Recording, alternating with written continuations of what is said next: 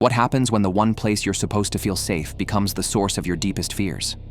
For most of us, home is a sanctuary. But for the Gutiérrez family in Madrid's quiet Vallecas neighborhood, their small apartment became a year-long nightmare, an assault by something unseen and malevolent. This haunting was so terrifying that seasoned police officers became official witnesses, documenting events that defied all logic. This isn't just a ghost story, it's a case backed by an official police report, a document that has haunted Spain for over 30 years. It's the story of a family pushed to the edge, and of a teenage girl whose death wasn't the end, but a horrifying new beginning. Our story starts not with a ghost, but with a girl. Estefanía Gutiérrez Lázaro was a pretty typical teenager in the early 1990s, living in the working-class district of Vallecas. She and her family, parents Máximo and Concepción and their 6 children, lived a normal life in their apartment at number 8, Calle Luis Marín. Like a lot of kids her age, Estefanía had a fascination with the occult, something that probably seemed like harmless fun at the time. That curiosity led her and some friends to a school bathroom in March of 1990. They planned to hold a séance with a Ouija board. Their goal was a sad one. They were trying to contact the deceased boyfriend of one of the girls, who had recently died in a motorcycle accident. Using a glass tumbler as a planchette, they started the session, hoping for some kind of sign from the other side. They weren't ready for what happened next. The session was cut short when a nun found them. In a fury, she grabbed the Ouija board and smashed it to pieces. According to the friends who were there, as the board shattered, a strange, smoky vapor rose from the broken glass. In the chaos, Estefanía was seen inhaling that mysterious smoke. It was a bizarre, unsettling moment, but one they probably tried to brush off. No one could have known that this single event was about to unleash a waking nightmare. In that dusty school bathroom, a door had been opened, and something came through that refused to leave. In the weeks and months after the Ouija board incident, something inside Estefanía began to break. The once normal teen started to unravel. First came the insomnia, leaving her exhausted and on edge. Then came the hallucinations. Estefanía told her horrified parents she was being visited at night by shadowy figures. She described them as tall, faceless beings in dark, hooded cloaks, standing silently in her room, beckoning her to come with them. These weren't just quick glimpses, they were nightly torments that stole her sleep and her sanity. Soon, it escalated beyond just seeing things. Estefanía began suffering from violent, terrifying seizures. Her family could only watch in horror as she would thrash uncontrollably. Her personality twisted. She'd fly into fits of rage, becoming aggressive toward the very people desperately trying to help her. In one awful moment, she violently attacked her own sister, foaming at the mouth in a rage that seemed almost inhuman. These fits were often followed by a blank, catatonic state, as if her mind had just checked out.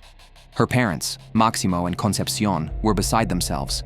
They took Estefanía to countless doctors and specialists, begging for a diagnosis, for any explanation for what was happening to their daughter. Test after test came back negative. The medical community was stumped. Physically, she appeared to be perfectly fine. Doctors couldn't find any neurological or psychological reason for her symptoms. The Gutiérrez family was left alone, watching as their daughter was seemingly consumed by an invisible sickness no doctor could name. For over 6 months, they lived in a state of constant fear as Estefanía spoke of dark figures and suffered violent fits, all while doctors insisted she was healthy.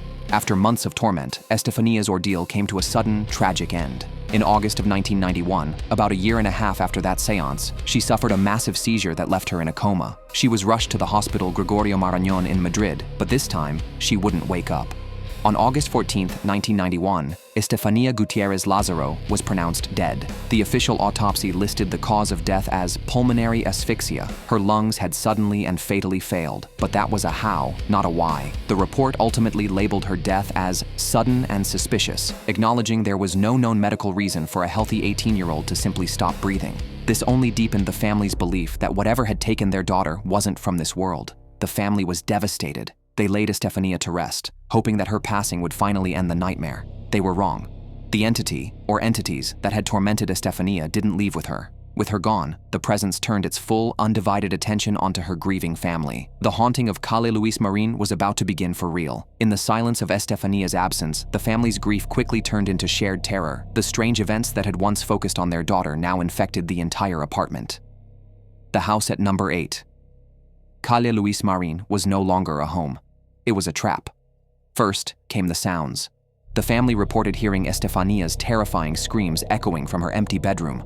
Disembodied male laughter would erupt in the hallways. Doors would slam shut with violent force. The sound of breaking glass would jolt them awake, but they'd never find anything broken. Then came the visual horrors. The same shadowy, hooded figures Estefanía had described started appearing to the rest of the family. The fear became so overwhelming that the family dragged mattresses into the living room to sleep together, thinking there might be safety in numbers. But the entity wasn't just making noise, it started getting physical. Objects would fly off shelves, thrown by an invisible hand. One of the younger sons was allegedly grabbed and thrown across the room by an unseen force. The mother, Concepcion, often felt an immense pressure on her chest as she slept, while invisible hands grabbed at her feet. Crucifixes on the walls were found turned upside down. One was violently torn from the wall, its figure of Jesus ripped from the cross. In its place were 3 deep scratch marks, like the claws of an animal. A framed photo of Estefania became a focal point. One day, the family watched as the picture spontaneously burst into flames, but strangely, only Estefania's face burned away. The frame and glass were completely untouched. A strange, brown, slimy substance would appear on furniture, only to vanish later. The air in the apartment grew heavy, with sudden, bone-chilling drops in temperature, especially in the bathroom. The attacks were relentless, day and night, leaving the family in a constant state of high alert. After more than a year of this, the Gutiérrez family hit their breaking point. In the early morning hours of November 27, 1992, the activity in the apartment exploded. Terrified, the entire family ran out of their home into the cold, rainy street. From a payphone, Máximo Gutiérrez, once a total skeptic, made a frantic call to the national police, trying to explain that his home was being attacked by something he couldn't see. The dispatcher was suspicious, thinking it was a prank, but the raw panic in Máximo's voice, backed up by his terrified family, was convincing. They sent a car. Inspector José Pedro Negri and 3 other officers arrived at Calle Luis Marín, expecting a routine domestic disturbance. Instead, they found the entire Gutiérrez family huddled in the freezing rain, staring up at their apartment in terror. Inspector Negri and his officers went inside with Máximo and stepped into a scene that would become a legend in Spanish law enforcement. What they witnessed was so unexplainable that Inspector Negri documented it in his official report, a move almost unheard of, where police officers officially recorded paranormal phenomena as witnessed events. The report details a series of bizarre occurrences. A large wardrobe door flew open violently on its own. They heard a deafening bang from the balcony, but when they checked, the door was securely shut and no one was there. In the bathroom, they felt a sudden, intense drop in temperature that Negri later said was unlike anything he'd ever experienced. They saw the crucifix that had been torn from the wall and noted the 3 distinct claw-like scratches left behind. And, perhaps strangest of all, they witnessed a thick, brownish slime form on a piece of furniture with no possible source. These officers, trained to be objective, were rattled. They couldn't explain what they were seeing. Inspector Negri's official report concluded that they had witnessed a series of strange and mysterious events that defied rational explanation. For the first time, the Gutiérrez family had proof. Their terror wasn't all in their heads. It was real. So real that 4 police officers had signed their names to it. Shortly after the police showed up, the Gutiérrez Lázaro family finally had enough. They sold the apartment at number 8, Calle Luis Marín, and moved, desperate to escape the thing that had ruined their lives. The moment they left, the activity stopped completely. In the decades since, new tenants have lived in the apartment. None have ever reported anything unusual. It was as if the haunting was tied specifically to the family. The Vallecas case, as it's now known, is a landmark in paranormal history, even inspiring the horror film Veronica. Its chilling power comes from that police report, a document that elevates this from a family ghost story to a verified, unexplained phenomenon.